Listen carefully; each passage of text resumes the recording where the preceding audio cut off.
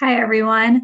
This is my first time doing a webinar, so I'm feeling a little bit like a fish out of water, trying to make my screens work. So hang on one second with me while I share the presentation, and then we'll get started.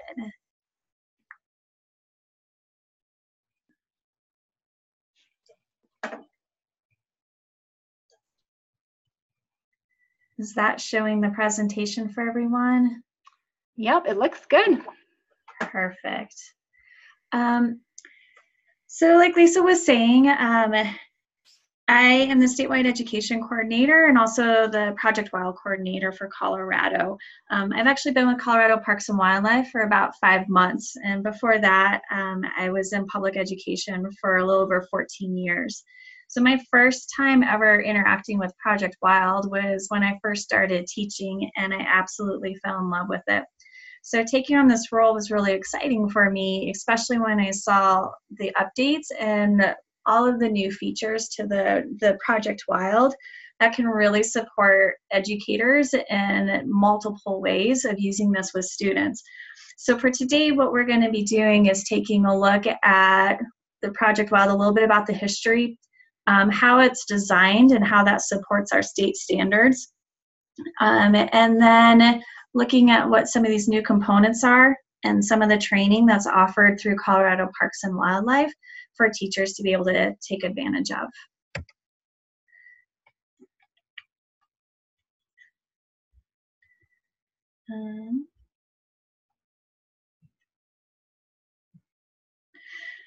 So one of the things is, like I said, this is my first webinar. I'm used to being more in a group of people and interacting with them. So I'd really like to hear a little bit more about who's in the audience. So Lisa's going to be putting up a poll for you to answer a couple questions. And if you can take a moment and look at that and add your information. First of all, do you work more on formal or as a non-formal educator? Have you used Project Wild in the past? And where are you located in the state? Are you in the Northeast region or the Southwest region? Are you part of the Denver metro area? So take a moment and look at that.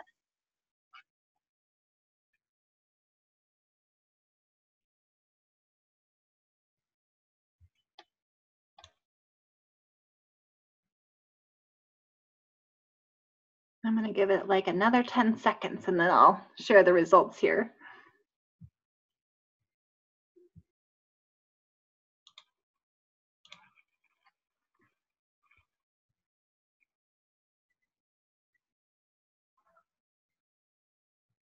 Are you able to see the results now, Heather? I am. Perfect. So it looks like the majority of the people here today are non-formal educators, with about 3/4 of you already having opportunities to use Project Wild in the past, and the majority are from the Denver metro area. So thank you so much for sharing that little bit of information and a little bit about yourselves. As we explore, I'll try to kind of also tailor, knowing that for many of you, you've used Project Wild, so showing you where some of those differences are. But there are some of you in the audience that haven't had a chance to use Project Wild yet, so hopefully kind of give you a well-rounded view of all of that information.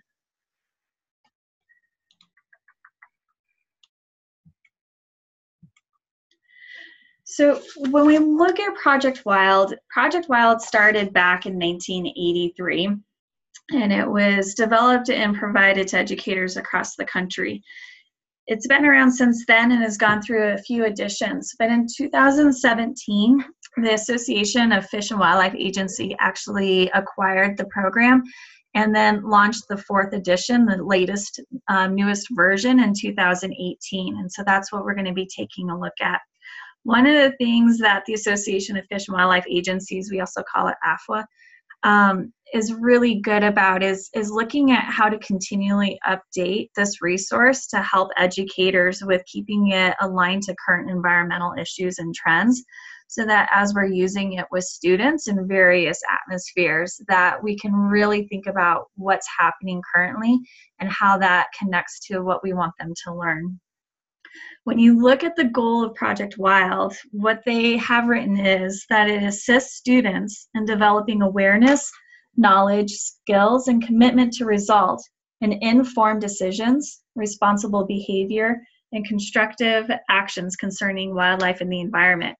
So, I mean, basically, the resource really is providing tools to help educators support our students in learning how to think instead of telling them what they should be thinking.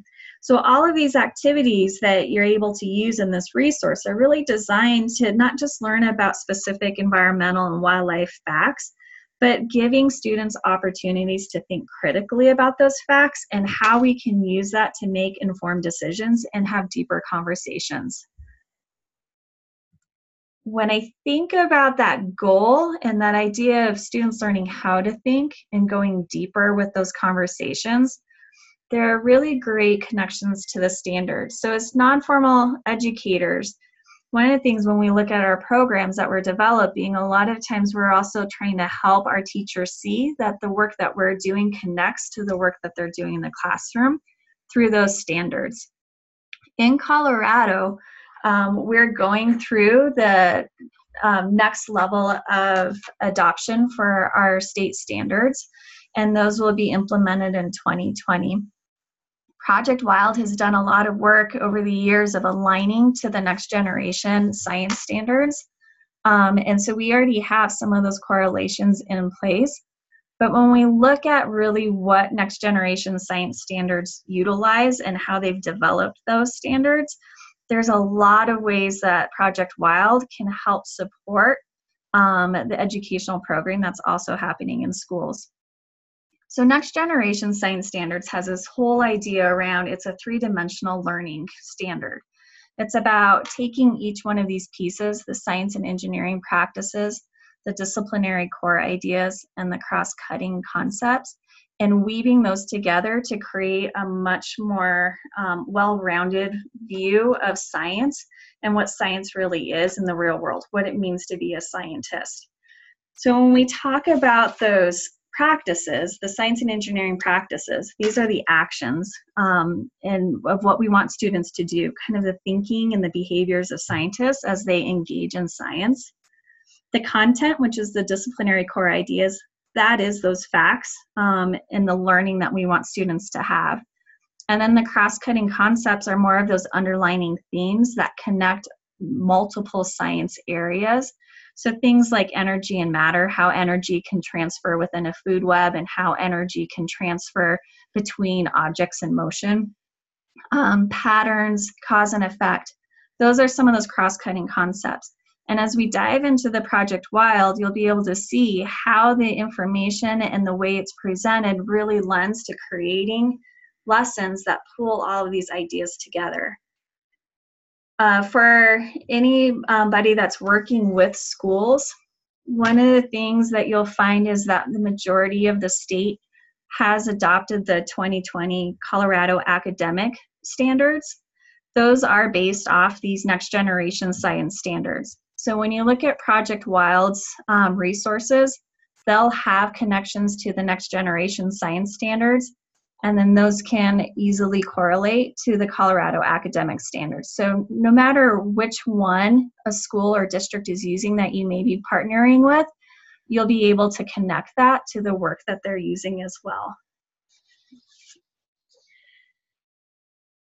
As we start looking at some of these components and pieces, think about each one of these parts of the standards, the science and engineering practices, the content and those cross-cutting concepts, and see how those are kind of woven in to the components of Project Wild. The resource is divided basically into three main sections. And so all of the activities will fit into these three: ecological knowledge, social and political knowledge, and sustaining fish and wildlife resources. The way then that it's also designed is that within each section, the kind of level of complexity of activity increases as you go through each section, and then as you go through the book as well. The activities are designed for K-12. Some of them will be more for your early elementary, some more for high school, but you'll see that in each of the activities, it'll show you kind of what grade range these activities would best support. When we look at the ecological knowledge section, there's about 45 activities that you can pick from in that section. And this is really more of the foundation for the entire book, and it provides students opportunities to explore things about wildlife populations, habitats and ecosystems, interdependence, adaptations, biodiversity. So this is really that base knowledge that helps us then connect into understanding connections. The second section is that social and political knowledge. This is going to help students dive more into the societal and cultural perspectives, things like economic or commercial or recreational considerations when it comes to wildlife and the environment, historical development, and even some like political frameworks as we talk about issues involving the wildlife and environments in our areas. Section 2, you're going to see a lot of things that are geared more towards our older students based on what they're learning in school. The last section, which is that sustaining fish and wildlife resources, there's about 25 activities in that section. This allows students to go deeper with their understanding and being able to evaluate and reflect on some of the topics that they've been learning about, and really starting to get them to start creating some awareness about attitudes around wildlife and environmental topics or the human impact on those, and how they themselves can take action on behalf of those wildlife and the environment. So again, if we go back to that goal of Project Wild, it's about helping students learn how to think, not what to think.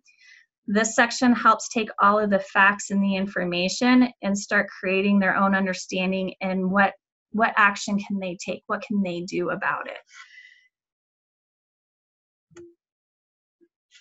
Layout is very similar to how previous editions have looked. What's nice about the layout is it's very clean, simple. There'll always be this quick reference sidebar that you'll find at the beginning of every lesson that gives you some of the quick information that you need to see if it's going to align to the audience or the students that you're working with. There'll always be the objective, some background information for the educator, a really nice detailed procedure of the activity for students to be able to engage in. And then there's multiple extension activities that can be used to help make this activity a little bit more flexible depending on who you're working with. And then there's always an assessment component as well, so you can see what students got out of that activity after you've given it to them. What I've noticed with the kind of changes in the editions of Project Wild, especially with these newer ones, is they've really been adding a lot more components that make these activities more flexible and allow us to tweak them in ways that fit the audience that we're using them with. If you look at grade level, you'll see that these aren't specific to one grade level. It's about a band. So lower elementary, upper elementary. Lower elementary is really that kindergarten through second grade. Upper elementary is that 3rd through 5th. Middle school would be the 6th through 8th grade, and high school is 9th through 12th grade. So with that band, having more options and ways that we can extend or tweak those activities can really help us can navigate that age range and connect it more specifically to the kiddos that we're working with. Inside of these, like I was saying, to create that flexibility, Project Wild has added some new components, which are really neat. One of the first things they do is they've actually increased the number of field investigations that students can participate in. So there's now 16 field investigations that are spread out through the book. And the idea around the field investigations is that it's to get kids more outside to learn how to do observations and collect and analyze data in a much more realistic experience, so that they start connecting that what they're learning, the facts, the information, the science, how that applies to the real world. What does it actually look like when we're talking about these concepts? In every single activity that's in the book, they now have a section called Wild Work.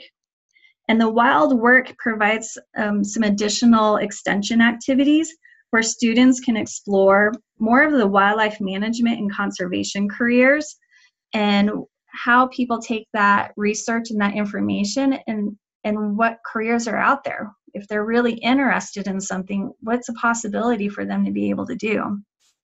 The last section that's been added is called In Step with STEM. STEM is that science, technology, engineering, and math. And so they've also added another set of extension activities that help students go deeper with some problem solving and some application of the learning through using different modalities within STEM as well. So these are all of the new components that have been added into Project Wild to build some more flexibility. But I'm pretty sure that you're a little tired of hearing me talk. So let's take a chance of let's dive into a lesson and get a little bit more familiar with not only the layout, but some of these new components. So here's one of the activities that's called Interview a Spider. On your screen, you'll see the pages for the lesson. Depending on what type of computer you're using, it may or may not be easy to read. At the top right is a link. It's a bit.ly link. You can also open that and take a look at a PDF of this activity. As you read through it, kind of think about a few things. One, what are some of your impressions on Project Wild and the components that are in here and what's been added? Or what questions do you have that you're taking a look at? How might you use it in the work that you're doing with students? Or you may want to think a little bit about how does it connect to what we talked about with the standards, that three-dimensional learning with the practices, the content, and the cross-cutting concepts. So I'll put those questions in the chat for you to kind of reference. But take a moment, read through the activity, think about what connections you have to that information.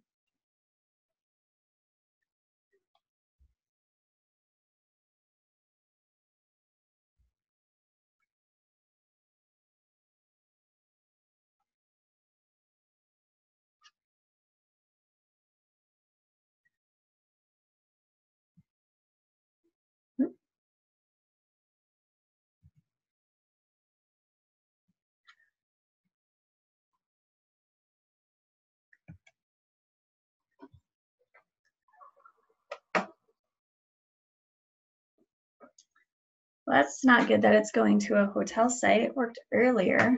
It's possible maybe I've typed it into the chat box wrong, but I think it's right. But maybe if you want to copy and paste just to make sure. GLD. Oh, those links. Let me see if I can do this a different way.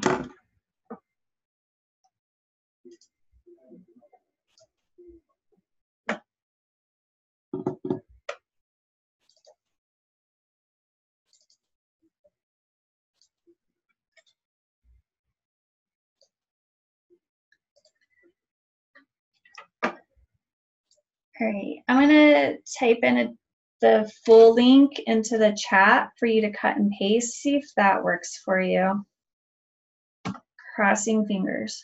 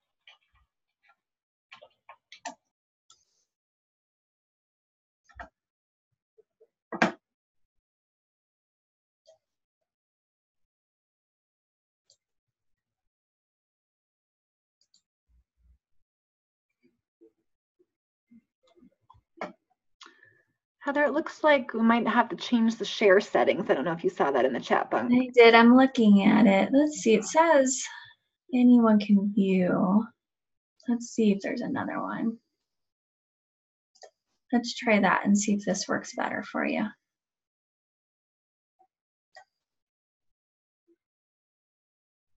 Maybe third time's a charm. Thanks for bearing with me. Oh, good, it's working. Phew. Okay.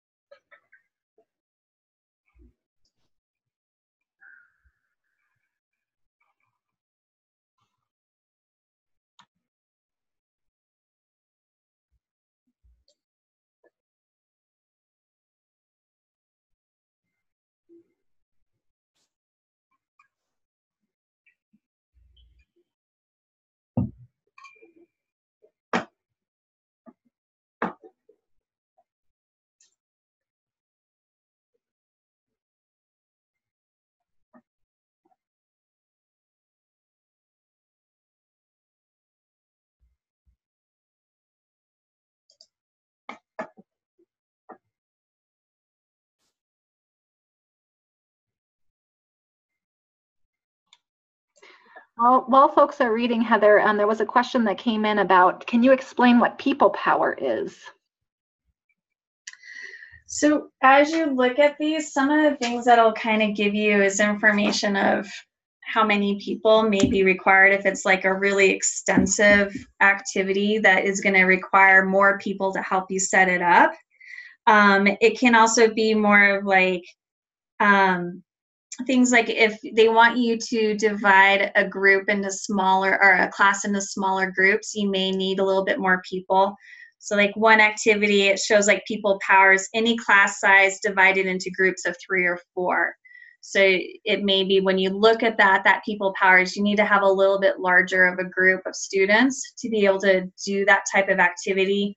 You may need to have a couple extra people to help with groups. It just helps you kind of decide what size of the group would be. Others, like it could be an activity where it can be just a very small group up to a very large group. You can manage it based just on the procedure.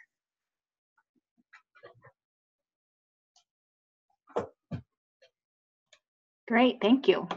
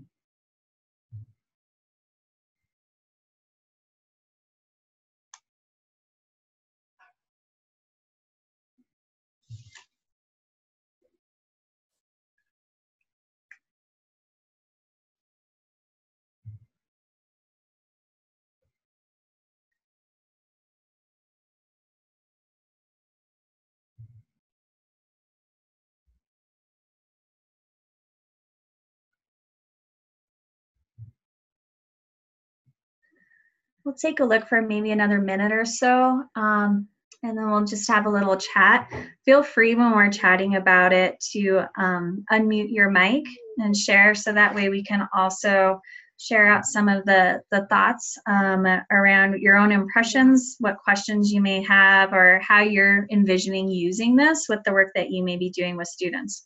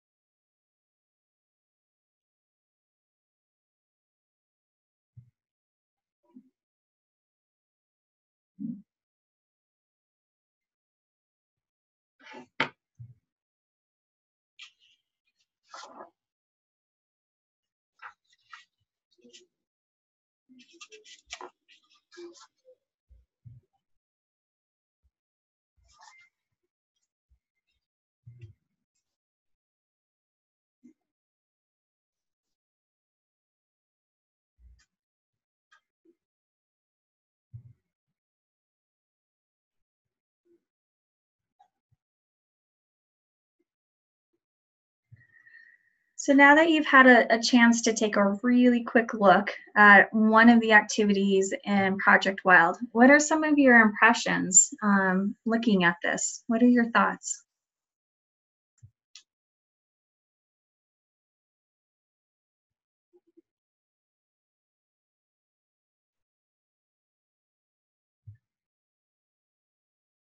So one of the questions is about the initial training. So when it comes to Project Wild, AFO requires that anyone that has the resource to do a training. It's usually between kind of a 6 to 8 hour training. It's a really great question. One of the things is we're trying to kind of figure out how we're going to move forward with training here in Colorado. So this is our new addition, and it's an opportunity for us to think about training a little bit differently. So part of today and what we're going to do towards the end is I'd really like to hear some feedback from all of you on what works, what would be things that would help with the training, what formats, those types of things. Because we're currently in the process of revamping our training programs and what that looks like. All of the Project Wild training would come through mostly Colorado Parks and Wildlife or any of our trained facilitators. Each of our regions in Colorado has an education coordinator that does some of the Project Wild training as well, and we'll talk a little bit about them. But right now, we're trying to find what is going to be the best way to offer trainings that's the most useful and available for everyone, regardless if it's formal education, college level, non-formal. What is it that you need?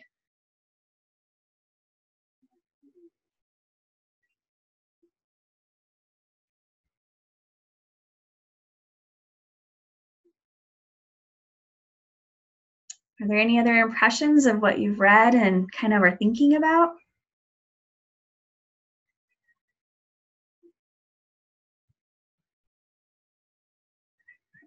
Any additional questions?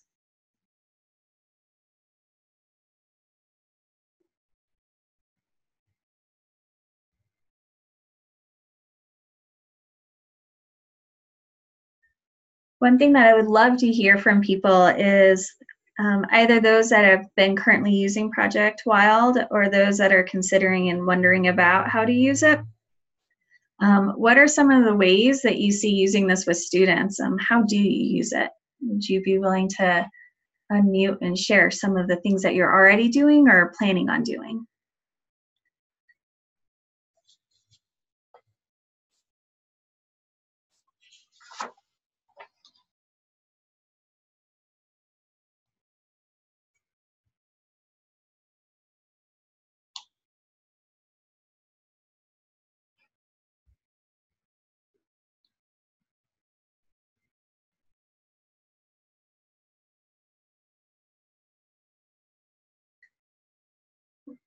And that's okay if you don't feel comfortable sharing. It is a little awkward talking to my computer, not being able to see everybody.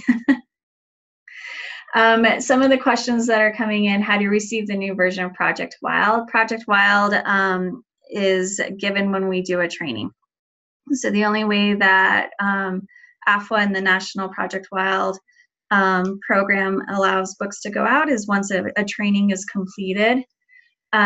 Regarding the training and costs, it depends on which type of training it is. So we have some trainings in the state, and we'll talk about it next, that are multi-day, that go a little bit more details, and those cost more because of what they're doing, and I'll show you kind of why. Typically one-day trainings are usually about $20, and that helps to then support the cost of the book. So that's kind of what it looks like usually in the work that we do for trainings. Since there's some bunch of questions about the training, let's go ahead and talk a little bit about what that looks like in Colorado. So Colorado Parks and Wildlife offers a variety of workshops that uses Project Wild and helps train teachers and individuals and partner organizations using Project Wild, and provides that resource in those trainings. The Colorado team that Colorado Parks and Wildlife has is that our state's divided into 4 regions. Kathleen Tadvik is our coordinator in the Northwest region. Kathy Bronze is our coordinator in the Southwest region. Jennifer Stanley is in the Northeast region. And then Tracy Predmore is in the Southeast region. So with the 4 of them and including me, we look at some of the different ways and options of training that we can provide to teachers and to our partners. One of the programs that our regions do, each one of our regional coordinators, is a teacher workshop for 10 out. And what these programs do is they're really taking Project Wild activities and they're going a step further with them in their workshop designs by really thinking about some of the specific environmental, recreational, or the conservation topics that are important to Colorado and their region. And they develop these workshops around those, including the different Project Wild activities that help students learn more about those topics. What's really great about these is that the workshops that the regions do help get educators outside. So it's more of that site-based learning. It provides opportunities to work a little bit more closely with Colorado Parks and Wildlife staff and local partners so that you're learning from experts in those specific topic areas. And then it does provide resources that help educators take the learning back into their classroom.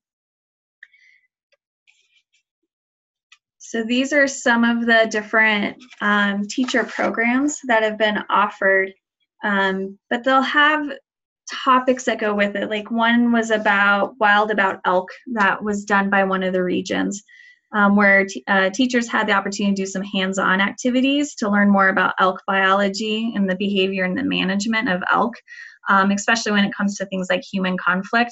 Lots of elk crossing the roads. How do we handle that? Another one in kind of the picture that you'll see on the left was one about being wild about fish, where teachers were learning about the biology and management of fish, and they were able to do a fishing clinic. And in the winter, when this has been done, they've also gone ice fishing and having some of those experiences and connecting it to then the information that they would be giving to their students and how they could do that in more hands-on approaches for their students. These have been amazing workshops and ways for educators to learn more about how to use Project Wild and how those activities really connect specifically to Colorado. And these are some of the things that our teachers have said when they've taken these workshops. But things that have really stood out when I've looked at their comments is about how these workshops and how Project Wild itself has really helped to immerse students in the environment, getting them outdoors and help them become more active contributors to Colorado, and because of their understanding of the wildlife and the environment, that everyone is involved themselves, is they're passionate, and that passion continues into the students that they're working with.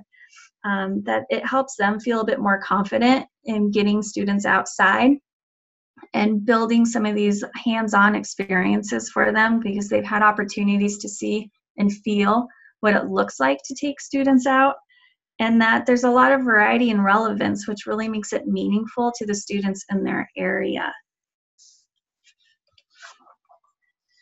If you are interested in training, and I see that, like I said, a number of the questions in the chat are around training, where you can go to find the information is at the Colorado Parks and Wildlife website.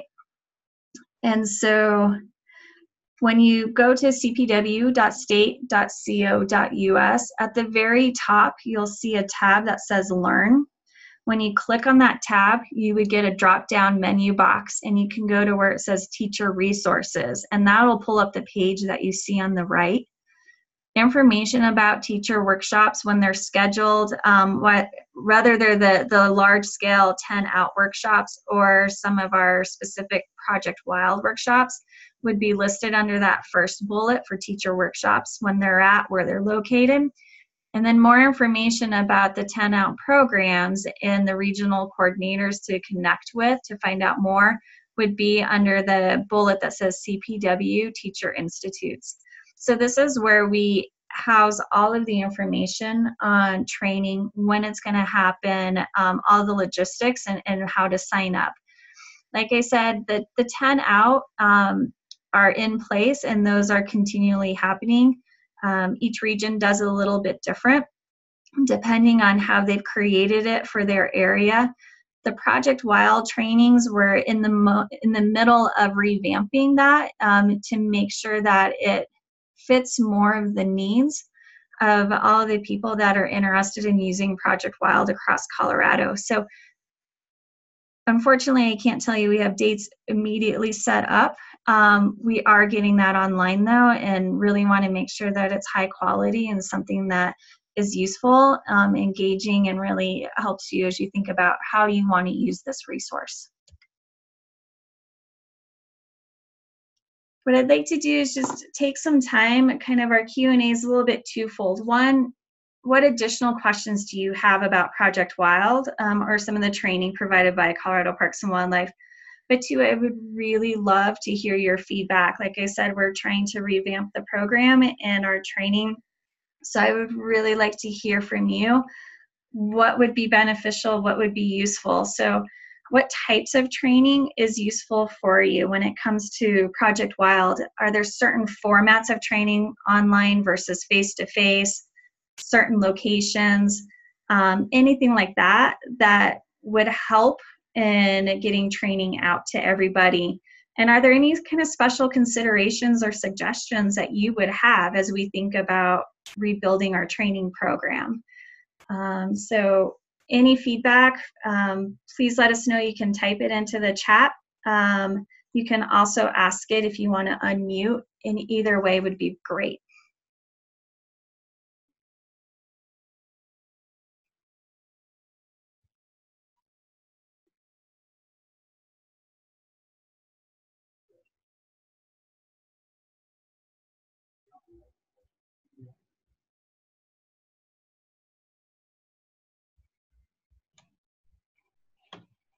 Heather, there's some feedback through the chat function. It said, some people say in-person, smaller groups, and online, frequent availability.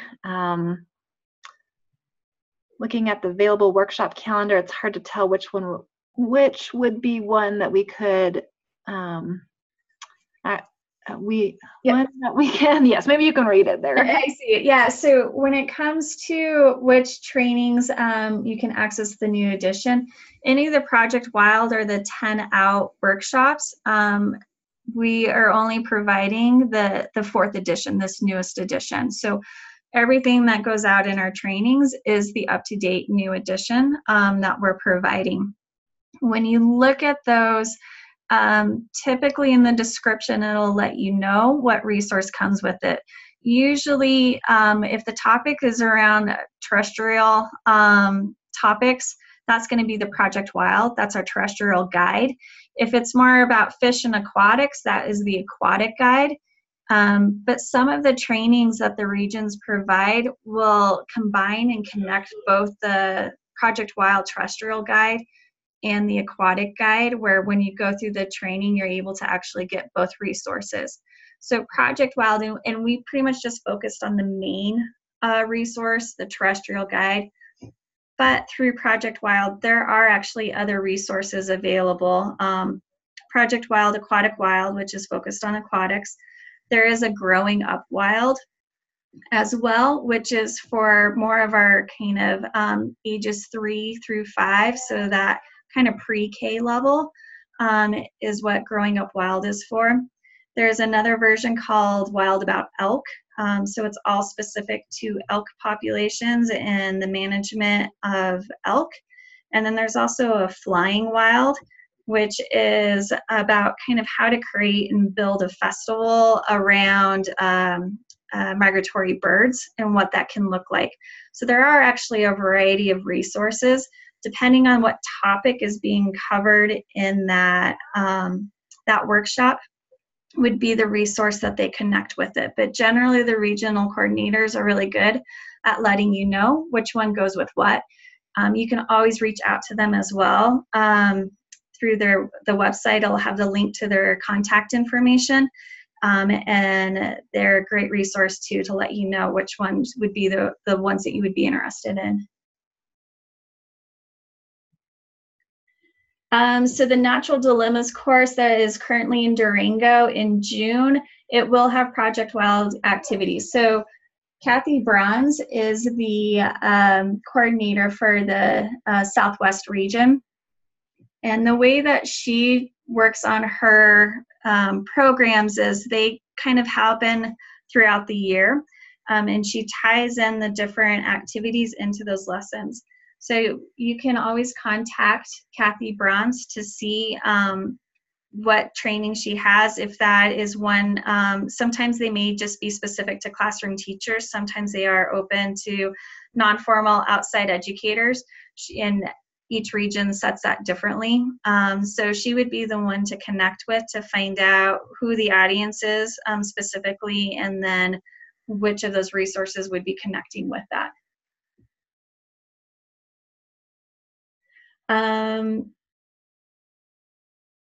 So some of the other comments that I'm seeing are ideas for training. Small group in person is really helpful, and also some online connections.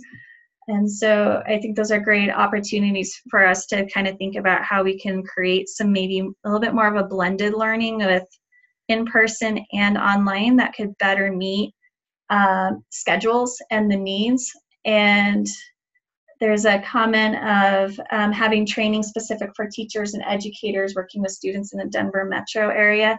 And I agree, we're really trying to think about how we can diversify our trainings, how we can get out to the regions so that wherever you're located, there's something semi-close by, hopefully, that you're able to attend.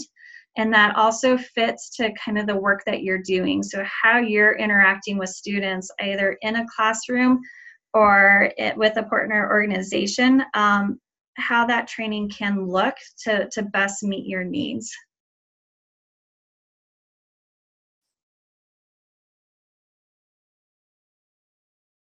Are there any other questions or feedback that would help us think about how to improve Project Wild here in Colorado?